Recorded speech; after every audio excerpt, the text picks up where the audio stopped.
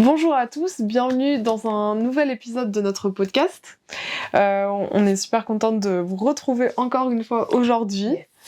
Cette semaine, on va étudier les chapitres de Néphi 31 à 33, qui sont super intéressants. Et en fait, ce qu'on a décidé de faire pour ce podcast, c'est de se concentrer un petit peu plus sur le chapitre 31, parce que il est vraiment plein de doctrines très basiques de notre Église, de ce qu'on croit, qui sont super importantes. Donc, on a voulu se concentrer plus sur ça. Mais on va quand même un petit peu parler de certains versets qu'on a aimés des autres chapitres.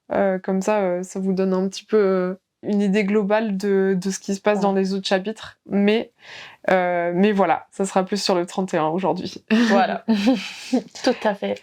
Et on commence toujours donc avec les quelques questions qu'on se pose toujours au début. Les Écritures nous poussent-elles à chercher en nous ce que nous devons changer? Nous aident-elles à nous dépouiller de l'homme naturel et à être plein d'humilité?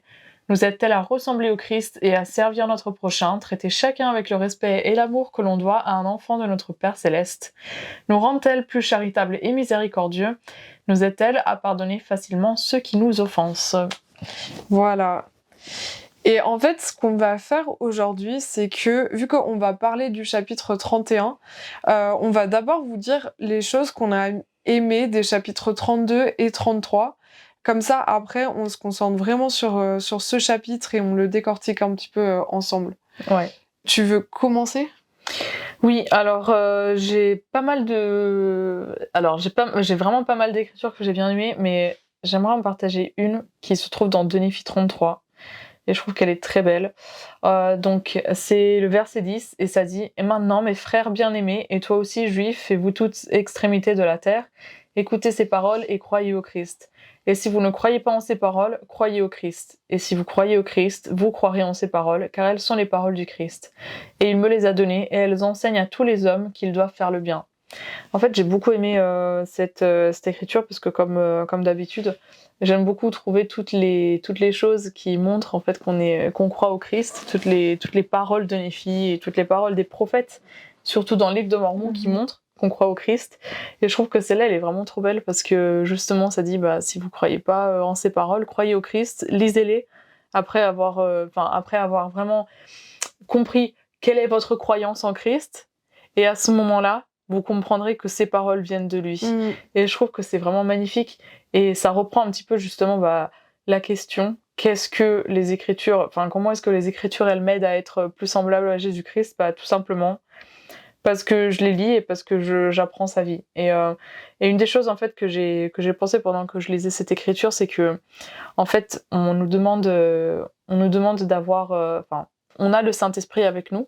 En fait, le Saint-Esprit, il est là pour nous rappeler des choses que Dieu et Jésus-Christ ils nous ont enseignées. Et comment est-ce qu'on peut se rappeler justement de ces choses? C'est en lisant les Écritures. Et je trouve que beaucoup des Écritures, c'est un petit peu des paroles d'amour que Dieu peut pas vraiment nous envoyer d'une autre façon que par ses prophètes. Et si on arrive toujours à avoir les Écritures en tête, le Saint-Esprit, en fait, il nous rappellera justement ces moments, dans les moments difficiles, il nous rappellera les paroles de Dieu et les paroles d'amour en fait que Dieu et Jésus-Christ ils ont pour nous.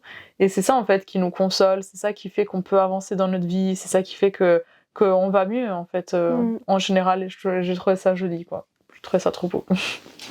Merci.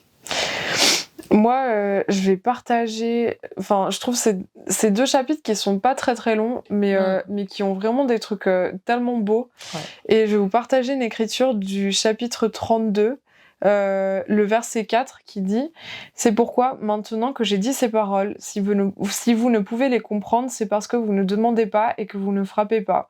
C'est pourquoi vous n'êtes pas amenés dans la lumière, mais devez périr dans les ténèbres. » Et en fait, ce que j'aime de cette écriture, c'est vraiment le fait que il nous incite à rechercher par nous-mêmes et il nous incite à comprendre les choses par nous-mêmes à travers de la prière, à travers de l'étude. Il y a plein de manières différentes. Mais c'est vraiment en faisant toutes ces choses qu'on peut comprendre et qu'on peut arriver à avoir cette connaissance, avoir notre esprit qui est ouvert à des choses qu'on ne comprendrait pas. Et surtout que, enfin, je trouve que beaucoup de fois, comment on est enseigné ou que ce soit à l'église ou à l'école, hein, c'est plus des personnes qui nous disent des choses. Et en fait, ce que je trouve très beau dans l'évangile et dans cette incitation, c'est vraiment le fait de rechercher par nous-mêmes. Ouais. Enfin, c'est bien et c'est important d'avoir le témoignage des autres qui nous enseignent des choses. Parce que je Ouais. pense que moi, je sais que dans des moments très difficiles, ça m'a beaucoup aidé. Mais une chose qui est super importante, c'est aussi de nous trouver notre témoignage et d'avoir ce témoignage à travers de l'esprit, de ressentir ces choses à travers de l'esprit. Et justement, cette semaine, j'ai lu quelque chose qui disait comme quoi l'esprit, c'est vraiment la personne qui peut le mieux nous faire comprendre et connaître la vérité. Peu importe les autres choses qu'on peut faire, c'est vraiment l'esprit, enfin qu'on puisse par exemple voir des anges, voir des visions, c'est vraiment à travers de l'esprit qu'on va construire notre témoignage et faire grandir notre témoignage pour qu'il puisse rester en fait sur une longue sur durée. le long terme, ouais, c'est vrai. Et je trouve ça super intéressant et pour moi c'est carrément ça va carrément avec cette invitation de rechercher par nous-mêmes et que ça nous ouvre à cette lumière et que si on ne le fait pas, on reste dans les ténèbres, on reste dans cette obscurité qui va rien nous amener. Ouais, j'aime bien ce que tu disais tout à l'heure, que en fait, même à l'école, c'est les professeurs qui établissent un petit peu la vérité. Enfin, c'est leur source qui établissent la vérité de ce qu'on apprend. Alors qu'ici, en fait, on va à la source directe. Si on est en train de demander à Dieu quelque chose, si on veut connaître les mystères de Dieu, si on veut connaître ces choses-là qui sont de Dieu, on va tout d'abord prier à Père Céleste. Et le Saint-Esprit, en fait, il va être là pour nous éclairer. Et au final, ce qui est très intéressant, c'est que les réponses, elles sont déjà en nous. Et j'aime beaucoup parce que la source, elle est vraiment très divine. Ce qui fait que ça veut dire que nous aussi, on a de la divinité en nous parce qu'on peut trouver ces réponses parce qu'on a de la divinité en nous. Ouais. Et je trouve que c'est magnifique. Enfin, c'est vrai, c'est une des seules fois où on nous laisse vraiment beaucoup de... Comment on dit ça, d'autonomie pour trouver nos propres réponses et pour vraiment connaître par nous-mêmes les choses. Et, c'est vrai qu'on n'est pas forcément habitué à ça. Carrément. J'aime trop. Et du coup, par rapport aussi aux questions qu'on pose au début, je trouve que la première, que ça peut vraiment aller avec la première question qui est: les Écritures nous poussent-elles à chercher en nous ce que nous devons changer ? Et en fait, je trouve que c'est carrément ça, grâce à cette lumière, grâce à cette compréhension qu'on peut avoir en recherchant et en lisant les Écritures, en essayant d'étudier, c'est vraiment ce qui peut nous aider à changer et à nous dépouiller de l'homme naturel, à devenir une nouvelle personne, à nous rapprocher de Dieu, comme tu dis, à nous rapprocher de ce divin qu'on a en nous. Et à pouvoir le comprendre de plus en plus en fait.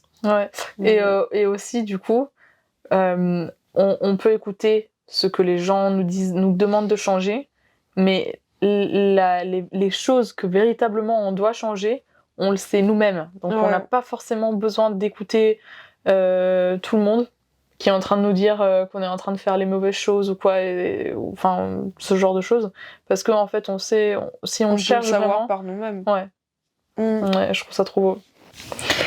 Bon, du coup, en fait, pourquoi est-ce qu'on voulait se concentrer sur 2 Néphi 31 ? Parce qu'il y a une question que on se pose souvent à cause, entre guillemets, d'un verset qui se trouve dans le 31, qui est le verset 5, et ça dit: « Et maintenant, si l'agneau de Dieu qui est saint a besoin d'être baptisé d'eau pour accomplir tout ce qui est juste, oh alors, à combien plus forte raison, nous qui ne sommes pas saints, avons-nous besoin d'être baptisés, oui, d'eau ?» Et en fait, la question qu'on s'est posée, alors la question qu'on pose tout le temps en général, c'est pourquoi est-ce que le Christ avait besoin d'être baptisé ? Et du coup, en fait, on s'est posé une question justement, pourquoi est-ce que le Père il a laissé que le Christ il se baptise ? Jésus avait déjà fait allait déjà faire tellement de choses et tout, pourquoi est-ce qu'il a laissé pourquoi est-ce qu'il a dû faire ça, quoi, voilà. On s'est un petit peu posé cette question. Ouais, du coup on espère que vous allez pouvoir trouver une réponse Enfin, moi, je sais que juste en étudiant ce chapitre, en ayant cette question en tête, j'ai pu trouver certaines réponses qui m'aidaient à comprendre. Donc voilà. Mais on va commencer avec le verset 7, déjà, qui dit « Ne savez-vous pas qu'il était saint, mais malgré qu'il soit saint, il montre aux enfants des hommes que, selon la chair, il s'humilie devant le Père et témoigne au Père qu'il lui obéira en gardant ses commandements. » Et ça, je trouve ça trop beau, parce que vraiment, une des premières raisons, et on le dit tout le temps, je pense que vraiment c'est quelque chose qu'on dit souvent et qu'on sait, mais c'est quand même une des raisons les plus importantes, c'est le fait que le Christ, il était obéissant à son Père, à Dieu.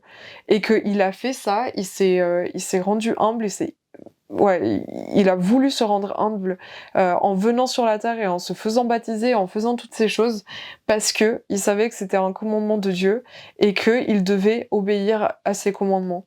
Et en fait, je trouve ça intéressant parce que ça va avec un truc que j'ai souligné dans le verset 10, c'est une question qui dit « Pouvons-nous donc, nos frères bien-aimés, suivre Jésus si nous ne sommes pas disposés à garder les commandements du Père ?» Et pour moi, ça montre vraiment cette importance que le Christ il a amené, que vu que lui, il a suivi les commandements de Dieu, bah nous aussi, on doit faire pareil.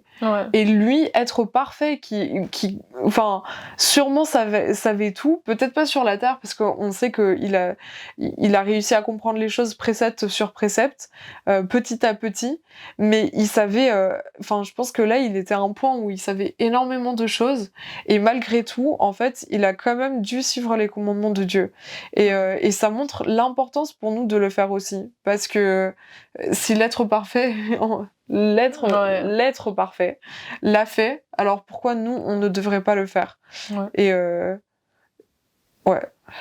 non mais complètement. Et en fait, j'ai pensé aussi à quelque chose, dans ce style-là, mais bon. Donc là, on voit que le Père, le Fils et le Saint-Esprit, comme on le dit dans notre doctrine, ce sont trois êtres distincts qui ont le même objectif. Et je pense qu'en fait, chacun accomplit son objectif d'une façon différente, d'accord ? Et la chose la plus importante, c'est que, en fait, on doit retourner vers Dieu et vers notre Père Céleste, quoi. Et donc, Dieu, qu'est-ce qu'il a fait ? Dieu, il a donné la loi. Dieu est un être de justice.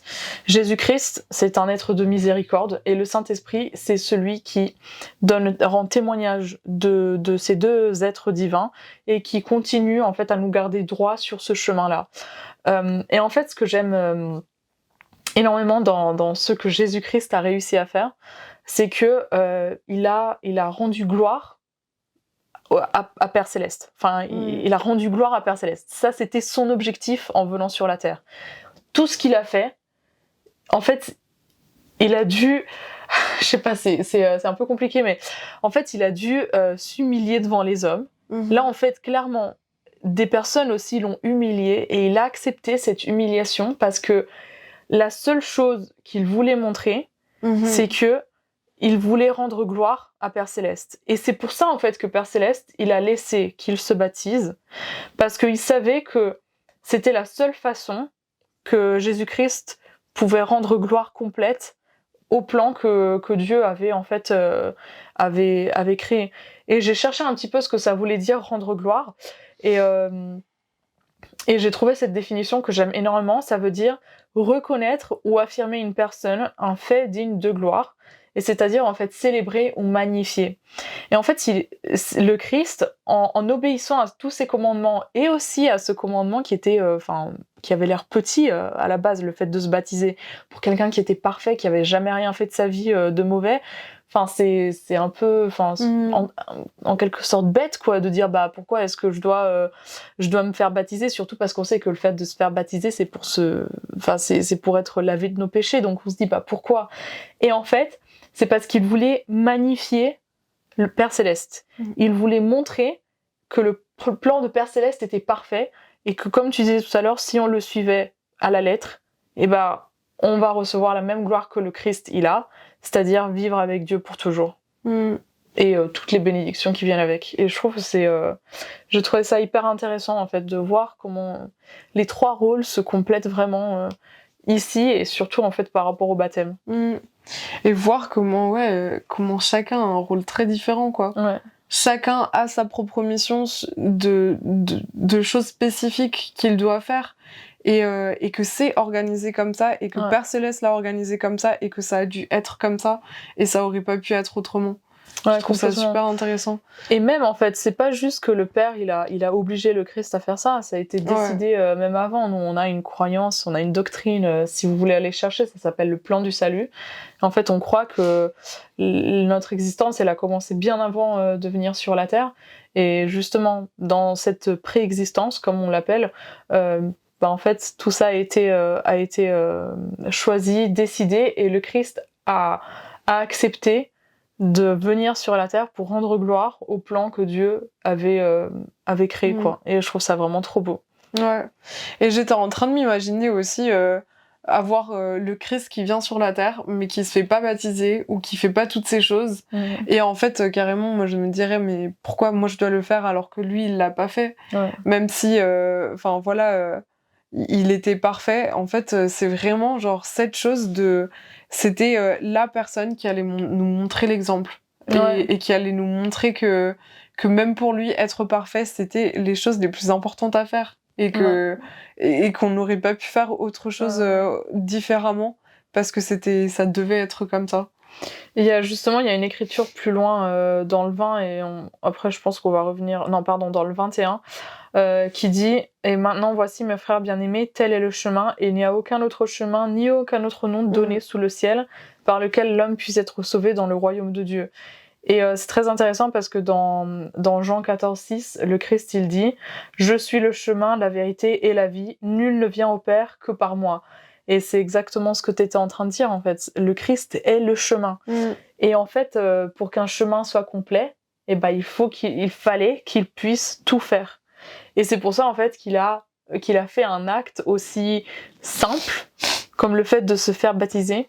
C'est vraiment parce que le chemin n'allait pas être complet s'il ne se faisait pas baptiser, qu'il ne recevait pas aussi le Saint-Esprit, qu'on sait il est venu sous forme d'une colombe, et après qu'il ait en fait montré au Père tout ce qu'il voulait, qu'il était prêt à tout accomplir pour lui. Et je trouve que c'est vraiment trop beau comment le Christ a vraiment mis en acte sa propre doctrine. Ouais. Carrément. Et il y a le 12 aussi que j'aime beaucoup et qui dit « Et aussi, la voix du Fils me parvint disant « À celui qui est baptisé en mon nom, le Père donnera le Saint-Esprit comme à moi. C'est pourquoi, suivez-moi et faites ce que vous m'avez vu faire. » Et en fait, ce que j'aime beaucoup de ce verset, c'est aussi le fait que le Christ, en faisant tout ça, en accomplissant toutes ces choses, il nous a montré qu'est-ce qu'on pourrait avoir si nous aussi on le fait. Et là ça parle juste du baptême, donc c'est et de une des bénédictions du baptême parce qu'il y en a énormément, mais ça nous dit qu'on recevrait le Saint-Esprit comme lui il l'a reçu et que du coup, enfin moi je trouve ça trop beau quoi. Il nous montre vraiment tout ce qu'on peut avoir en faisant ces choses et tout ce que le Père il est prêt à nous donner en fait en faisant toutes ces choses parce que il verra que on aura été obéissant. C'est trop vrai, j'aime trop ce que tu viens de dire, tout ce que le Père est prêt à nous donner.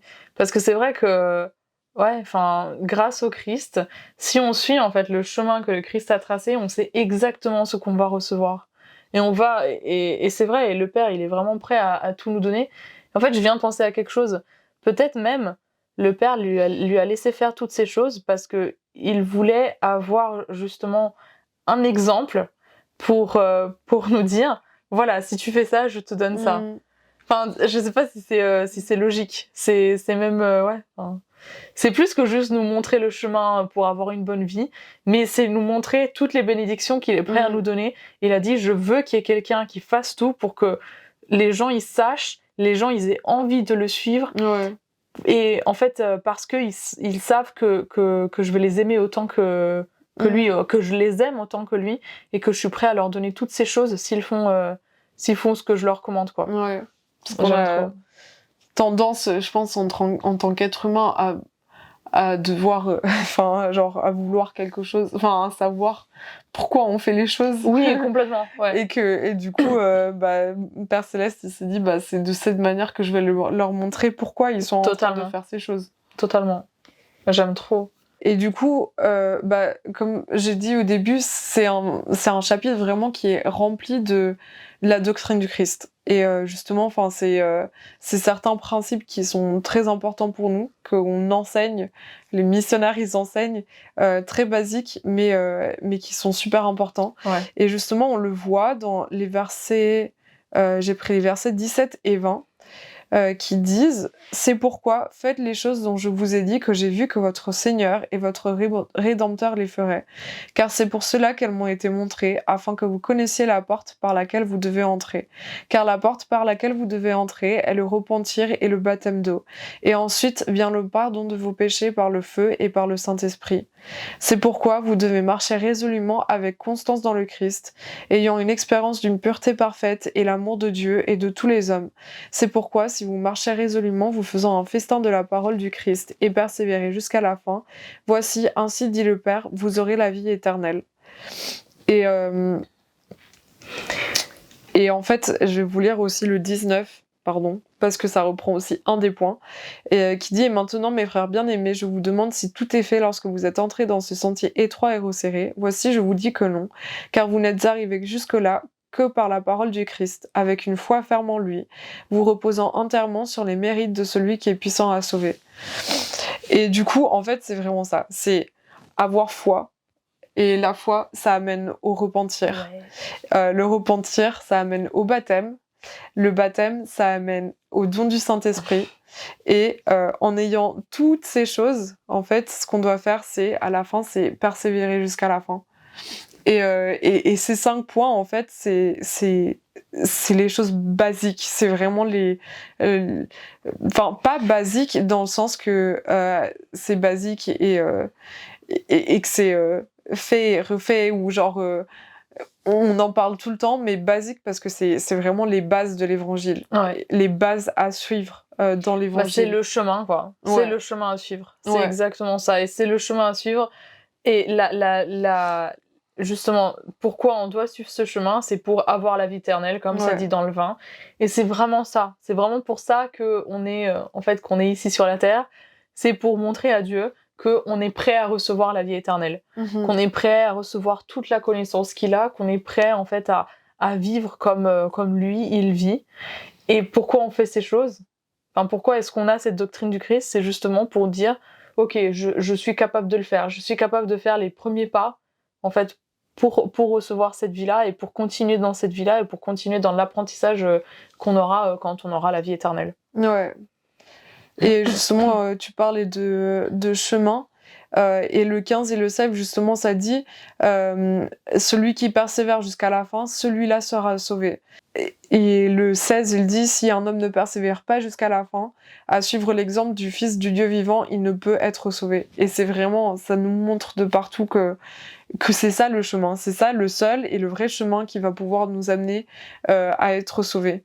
À être sauvés, ce qui veut dire que on vivra avec Dieu, on pourra vraiment être... on va pas aller dans tous les détails, mais dans le plus haut royaume, dans le meilleur des endroits où on pourrait être, en étant dans la présence de Dieu et du Christ, et en continuant en fait à pouvoir se développer en tant que personne et à grandir. Et je pense que c'est ça qui est magnifique dans ce mot sauver aussi. Ouais. C'est que on est sauvé de plein de choses, mais du coup ça nous amène à pouvoir toujours continuer à grandir. Ouais. Et rappelez-vous en fait, toutes ces idées qu'on est en train de partager avec vous, sachez qu'elles sont vraiment très propres à la doctrine de l'Église de Jésus-Christ des Saints des Derniers Jours, mais on a déjà fait des vidéos qui expliquent exactement qui expliquent pourquoi c'est comme ça. Donc il y en a 2 qui sont sur le plan du salut, c'est ce que je vous disais tout à l'heure, et c'est ce que Isa elle était en train de partager avec les royaumes de gloire. N'hésitez pas à aller les regarder. Et il y en a une autre qui parle justement de ce que ça veut dire pour nous être sauvés. Et donc voilà, tout ça en fait, on pourra vous les mettre en lien aussi dans la description pour que vous les ayez. Et comme ça, vous pouvez aller encore plus en profondeur dans votre étude de ce que tout ça signifie pour nous. Et en tout cas, franchement, c'est un de mes chapitres préférés. Je l'ai tellement utilisé pendant la mission justement pour enseigner la doctrine du Christ et pour enseigner l'importance de se faire baptiser de la bonne façon. Et ouais, je l'aime tout simplement, je l'aime énormément. Il est très simple. Alors, il y a une écriture en fait que j'aime énormément dans ce chapitre-là.